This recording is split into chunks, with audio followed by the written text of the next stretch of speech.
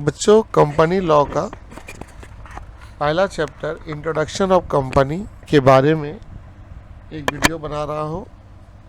लेकिन मैं ज़्यादातर इसमें जब देख रहा हूँ ईयर वाइज, तो सबसे ज़्यादा टाइप्स ऑफ कंपनी के ऊपर एमसीक्यू आ रहा है। टाइप्स ऑफ कंपनी, तो इसीलिए मैं जो आ रहा है पहले उसी के बारे में हम लोग बात करें तो हम लोग के लिए अच्छा है। तो टाइप्स ऑफ कंपनी में सबसे पहला 2013 जो कंपनी एक्ट है, उसमें पहला कंपनी हम लोग के सामने आया ओपीसी, 1% कंपनी। 1% कंपनी के ऊपर जो जो इम्पोर्टेंस एमसीक्यू है जो एग्ज़ाम में आ रहा है बच्चों, उसको जब मैं अंडरलाइन करूँ तो उसे आप नोट कर लेना। सबसे पहला है ओपीसी कंपनी जो है भारत में सबसे पहले आया 1 अप्रैल 2014 को। यानी कि ओपीसी कंपनी हमारे इंडिया में सबसे पहले कम इनटू फोर्स हुआ अप्रैल 2014। ये उतनी इम्पोर्टेंस नहीं है, लेकिन ओपीसी कंपनी का जो सेक्शन है डिफिनेशन का, ये बार बार एग्ज़ाम में आता है कि ओपीसी कंपनी का सेक्शन बताओ, सेक्शन 2 सब सेक्शन 62। ये हमेशा एग्ज़ाम में आपसे पूछ रहा है। तो ओपीसी कंपनी का डिफिनेशन सेक्शन 2 सब सेक्शन 62 में है। ओपीसी का मतलब क्या है? The company which has only 1%। याद रखो कि वो कंपनी जिसके एक ही पर्सन होंगे, यानी कि एक ही होंगे डायरेक्टर, एक ही होंगे प्रोमोटर और एक ही होंगे नॉमिनीज। तो जिस कंपनी में एक डायरेक्टर हो, एक प्रोमोटर हो और एक नॉमिनीज हो, उसे हम कहेंगे ओपीसी। यानी कि ओपीसी जो है वो सोल प्रोप्राइटरशिप के तरह है। ओपीसी जो है वो सोल प्रोप्राइटर बिजनेस के तरह है।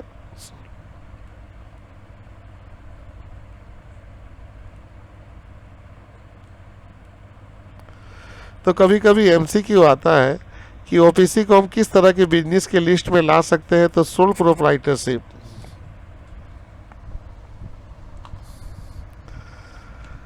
अब हमारे सामने है कि जब ओपीसी हम लोग तैयार करते हैं तो उसमें एक नॉमिनीज की ज़रूरत पड़ती है। तो ओपीसी में जो नॉमिनीज होगा वो नेचुरल पर्सन होगा। नेचुरल पर्सन का मतलब हुआ बेटा सिर्फ वुमेन ही, वुमेन, यानी कि हम लोग ही नॉमिनीज हो सकते हैं। क्लब नॉमिनीज नहीं हो सकता, कंपनी नॉमिनीज नहीं हो सकता। उसकी वजह क्या लिखा हुआ? Natural person. कंपनी, क्लब ये सब आर्टिफिशियल पर्सन है। तो इसमें जो नॉमिनीज होगा वो वुमेन्स होगा, हम लोग होंगे, और वो इंडियन सिटीजन होना चाहिए। Indian citizen and resident in India, यानी कि वो भारत का रहने वाला हो और भारत का वो रेसिडेंट होना चाहिए। यहाँ पे एमसीक्यू आता है कि यहाँ जो रेसिडेंट का मतलब होता है वो होता है 182 दिन से कम नहीं होना। ये एमसीक्यू में पूछता है। तो यहाँ जो है एमसीक्यू, ये बहुत इम्पोर्टेंस है कि जो नॉमिनीज होंगी ओपीसी कंपनी का वो कौन होता है? Natural person. और नेचुरल पर्सन हम लोग होते हैं बच्चों। यानी कि कंपनी, क्लब, कोई इंस्टीट्यूशंस नॉमिनीज नहीं हो सकता। ये पहली बात। दूसरी बात है कि इंडियन सिटीजन जो है वो इंडियन सिटीजन और रेसिडेंट होना चाहिए भारत का। रेसिडेंट का मतलब है कि भारत में उसको कम से कम 182 दिन रहना होगा, उससे कम नहीं रहना होगा। यानी कि वो 182 दिन रह सकता है या उससे ज़्यादा, तब वो कहलाएगा resident. Not more than 1 OPC. अगर कोई नॉमिनीज है तो वो नॉमिनीज सिर्फ एक ही ओपीसी का हो सकता है, 2 ओपीसी का नॉमिनीज नहीं बन सकता है। जैसे हम एग्जाम्पल देते हैं आपको, यहाँ पर ये एग्जाम्पल दे रहे हैं, ये ए है और ए जो है वो नॉमिनीज है।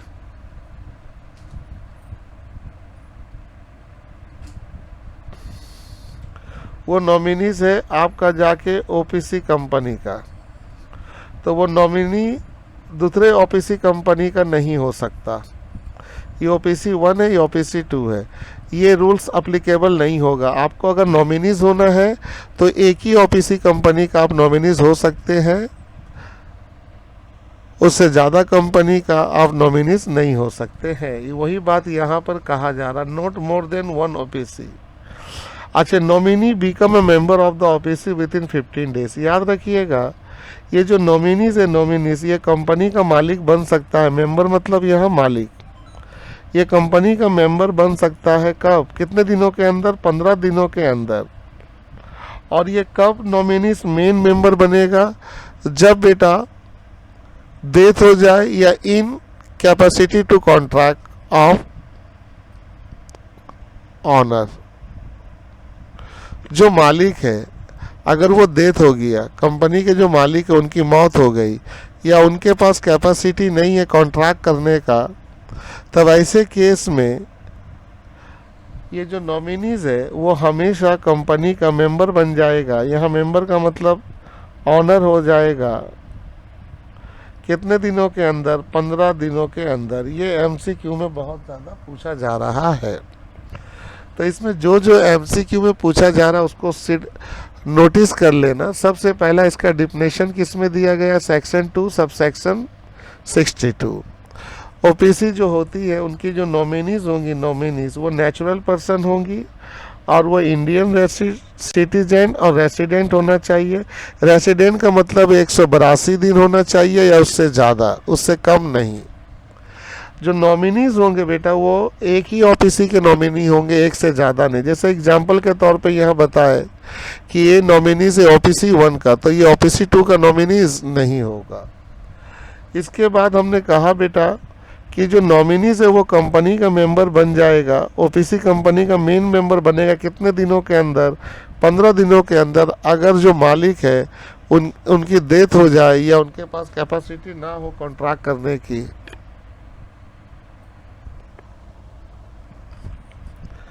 अब आते हैं डायरेक्टर के तरफ। ओपीसी कंपनी में कितने डायरेक्टर हो सकते हैं, मिनिमम और मैक्सिमम, वेरी इंपॉर्टेंट। मिनिमम एक ही डायरेक्टर होंगे और मैक्सिमम डायरेक्टर हो सकते हैं 15। याद रखोगे, जो डायरेक्टर होंगे ओपीसी कंपनी का एक हो सकता है और मैक्सिमम हो तो 15 हो सकता है। अगर ये डायरेक्टर है तो इनका नाम हमेशा आर्टिकल ऑफ एसोसिएशन के अंदर होना चाहिए। जितने भी कंपनी के डायरेक्टर है उनका नाम हमेशा एओए आर्टिकल ऑफ एसोसिएशन के अंदर होना चाहिए। तो ओपीसी कंपनी के मिनिमम डायरेक्टर एक होंगे, मैक्सिमम 15 होंगे।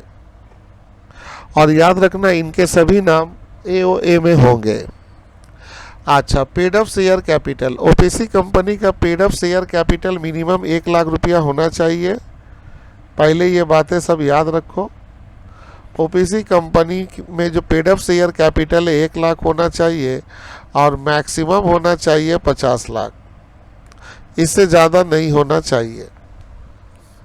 अगर मान लो 50 लाख से अगर एक्सीड हो गया, अगर 50 लाख से ज़्यादा हुआ तब ओपीसी कंपनी कन्वर्ट हो सकता है, तब ओपीसी कंपनी बदल सकता है 2 कंपनी में, प्राइवेट लिमिटेड नहीं तो पब्लिक कंपनी में।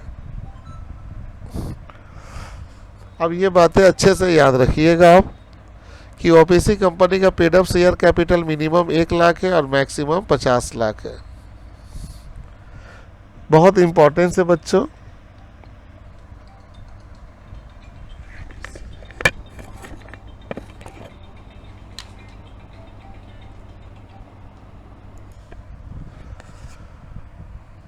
बच्चों मीटिंग,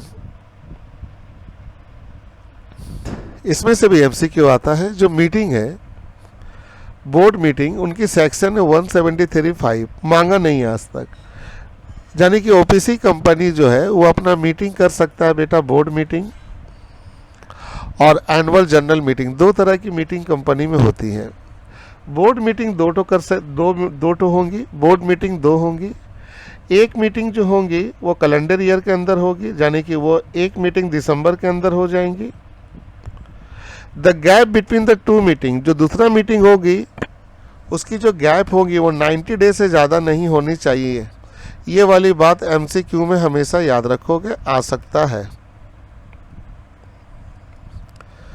जाने कि ओपीसी बोर्ड मीटिंग 2 करेगा, एक कैलेंडर ईयर के अंदर कर लेगा और एक जो करेगा बोर्ड मीटिंग वो 90 दिन से ज़्यादा नहीं होना चाहिए, यानी कि 90 दिन के अंदर उनको दूसरा मीटिंग भी करना होगा। यानी कि पहला वाला में आपको पूरा 12 महीना मिल रहा है 1 साल का, और दूसरा वाला में आपको 90 दिन के अंदर करना होगा। लेकिन annual general meeting not applicable to OPC, OPC के लिए एनुअल जनरल मीटिंग का काम नहीं होता है, यानी कि ओपीसी में एनुअल जनरल मीटिंग एजीएम नहीं होगा, याद रखो। खाली एक ही मीटिंग होगा और वो होगा बोर्ड मीटिंग।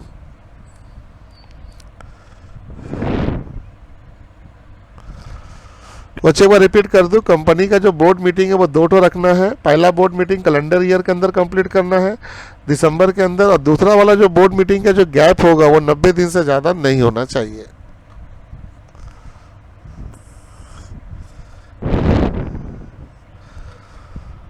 फाइनेंशियल स्टेटमेंट, यानी कि ओपीसी कंपनी का जो फाइनेंशियल स्टेटमेंट होगा उसके अंदर आ जाएंगी balance sheet, profit and loss account, statement of change in equity,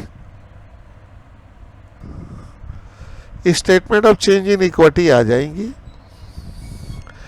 not include the cash flow statement, इसके अंदर नहीं आ सकती है कैश फ्लो स्टेटमेंट, ये बहुत इंपॉर्टेंस है। एमसीक्यू में बार बार पूछा जा रहा बेटा कि ओपीसी का जो फाइनेंशियल स्टेटमेंट है उसके अंदर क्या शामिल नहीं होता, तो हमेशा याद रखना कैश फ्लो स्टेटमेंट ओपीसी के फाइनेंशियल स्टेटमेंट में शामिल नहीं होता है। और ये जो फाइनेंशियल स्टेटमेंट का जो कॉपी है इनको जमा करना पड़ेगा रजिस्ट्रार के पास 180 दिन के अंदर, ये वाली बातें बहुत इंपॉर्टेंस है। तो बेटा फाइनेंशियल स्टेटमेंट जो कंपनी की है उसके अंदर इंक्लूड करना है बैलेंस शीट, पीएल और statement of change in equity भी शामिल होगा, लेकिन इसके अंदर शामिल नहीं हो सकता कैश फ्लो स्टेटमेंट। ये बहुत इंपॉर्टेंस है, ये बहुत इंपॉर्टेंस है, इसको हम लोग को नोटिस करके रखना चाहिए। और कॉपी ऑफ फाइनेंशियल स्टेटमेंट जो है इसकी एक कॉपी आपको रजिस्ट्रार ऑफिस पे जमा करना होगा 180 दिन के अंदर। Form number use in OPC, very very important बच्चों, इसमें कौन कौन सा फॉर्म यूज होता है।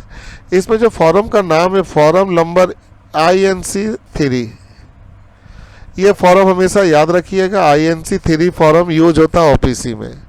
ये कब यूज होता है बच्चों, nominate the another person as a nominee, जहाँ पे हम नॉमिनी अपॉइंट करते हैं 15 दिन के अंदर, यानी कि हर ओपीसी को नॉमिनी का नाम 15 दिन के अंदर अपॉइंट करना पड़ेगा, तब ये फॉर्म लगेगा।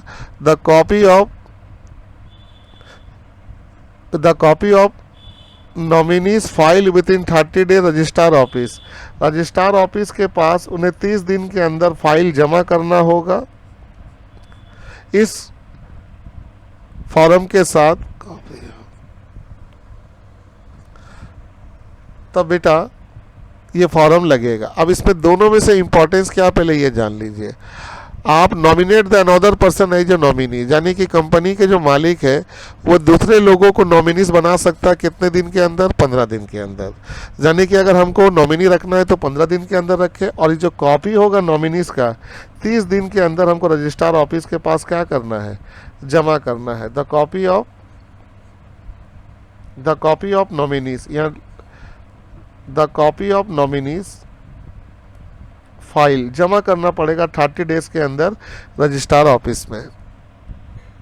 एक बार याद करिए, इसमें फॉर्म नंबर कौन सा यूज होगा, INC3, याद रखोगे INC3 यूज होगा। अगर हम नॉमिनी रखना चाहते हैं तो 15 दिन के अंदर रख सकते हैं, और रखने के बाद रजिस्ट्रार ऑफिस को हम कितने दिन के अंदर बता सकते हैं, 30 दिन के अंदर।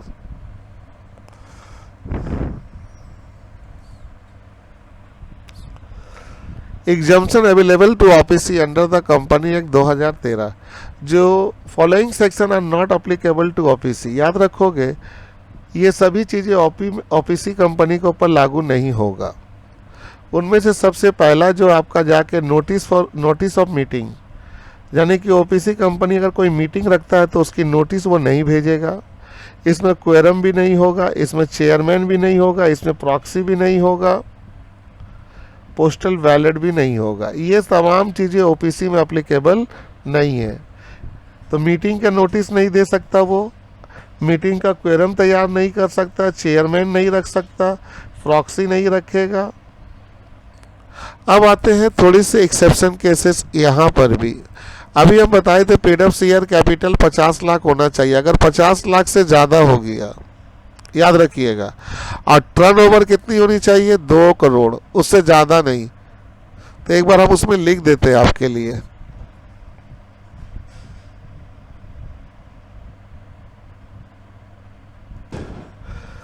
यहाँ लिख देते हैं बच्चों, ताकि ये भी याद रहे। मैक्सिमम टर्नओवर,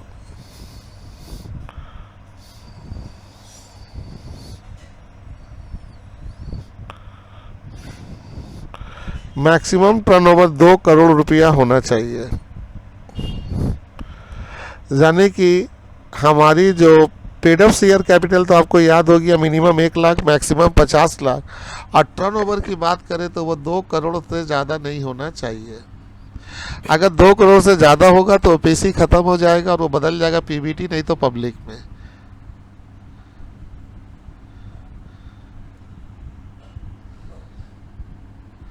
अब ध्यान से देखिए, यहाँ पर मैंने उस बारे में डिस्कस किया कि पेड अप शेयर कैपिटल अगर 50 लाख से ज़्यादा हो जाए और टर्नओवर 2 करोड़ से क्या हो जाए, ज़्यादा हो जाए, 2 करोड़ से ज़्यादा हो जाए, अब बैलेंस शीट का टोटल अगर 1 करोड़ से ज़्यादा हो जाए तो ओपीसी अपना काम करना बंद कर देगा। यानी कि ओपीसी अब ख़त्म हो जाएगा, क्योंकि ओपीसी ने लिमिट पार कर लिया।